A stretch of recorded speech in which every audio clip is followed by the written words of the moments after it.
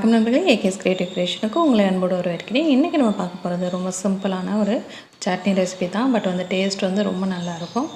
இன்றைக்கி இருக்கக்கூடிய ஹவுஸ் ஒய்ஃப்காகட்டும் இல்லை ஒர்க்கிங் உமன்ஸ்க்காகட்டும் ரொம்ப பெரிய டாஸ்கே பார்த்திங்கன்னா இன்றைக்கி என்ன குழம்பு வைக்கிறது, இன்றைக்கி என்ன சட்னி அரைக்கிறது அப்படிங்கிறது பெரிய குழப்பத்தில் போயிட்டுருக்கும். அதுக்கெல்லாம் ஒரு தீர்வாக தான் இந்த சட்னி ரெசிபிஸ் இருக்குது. பட் இது ரொம்ப சிம்பிளாக பண்ணிடலாம். இப்போ வாங்க எப்படி பண்ணுறதுன்னு சொல்லி பார்த்துடலாம். அதுக்கு ஒரு 2 ஸ்பூன் அளவுக்கு எண்ணெய் சேர்த்துட்றேன். எண்ணெய் சேர்த்துட்டு ஒரு மீடியம் சைஸில் பெரிய வெங்காயம் ஒரு 3 வெங்காயம் நீல வாக்கில் நறுக்கி உள்ளே சேர்த்துட்டு இதை வதக்கி விட்டுடலாம்.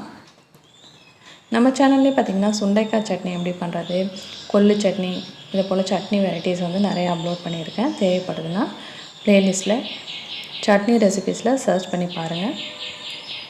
இப்போ வெங்காயம் ஓரளவுக்கு வதங்கியிருக்கு. வதங்கின பிறகு காரத்துக்கு பச்சை மிளகா சேர்த்துக்கிறேன். ஒரு 7 மிளகாய் சேர்த்துக்கிறேன். நல்லா காரமாக வைக்கிறதுனால இந்த அளவுக்கு புளி சேர்த்துடுங்க. சேர்த்துட்டு வெங்காயம் இன்னும் கொஞ்சம் நிறம் மாறுற அளவுக்கு வதக்கி விட்டுடுங்க. இப்போ வெங்காயம் கரெக்டான ஒரு பதத்துக்கு வதங்கிருச்சு. இப்போ ஒரு கொத்த அளவுக்கு கொத்தமல்லி தலைகளை அலசிட்டு ஸ்டவ் ஆஃப் பண்ணிவிடுங்க. ஸ்டவ் ஆஃப் பண்ணிவிட்டு கொத்தமல்லி தலைகளை சேர்த்துட்டு உப்பையும் சேர்த்துட்டு சட்னி நல்லா ஆற வச்சுருங்க.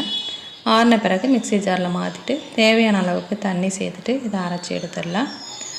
அரைச்ச பிறகு இதுக்கு வழக்கம் போல் நமக்கு தாளிப்பு கொடுத்துடலாம். கொஞ்சம் எண்ணெயில் கடுகு, உளுந்தம்பருப்பு, கருவேப்பிலை போட்டு தாளிச்சிட்டோம்னாக்கா நமக்கு சுவையான சட்னி ரெடி ஆகிடுச்சு. சட்னியோட திக்னஸ் உங்களுக்கு எந்த அளவுக்கு வேணுமோ அதுக்கேற்ற மாதிரி நீங்கள் கொஞ்சம் தண்ணி சேர்த்துக்கலாம். இல்லை நீங்கள் திக்காக வேணும்னாலும் அதோட விட்டுடலாம். நான் இந்தளவுக்கு இன்றைக்கி அரைச்சி எடுத்துருக்கேன். இதுக்கு ஒரு தாளிப்பும் கொடுத்தாச்சு. கண்டிப்பாக வீடியோ பிடிச்சிருக்கேன். பிடிச்சிருந்தால் மறக்காமல் லைக் பண்ணுங்கள், ஃப்ரெண்ட்ஸ் ரிலேட்டிவ்க்கு ஷேர் பண்ணுங்கள். வேறு ஒரு இன்ட்ரெஸ்டிங்கான வீடியோ உங்களை மீண்டும் சந்திக்கிறேன்.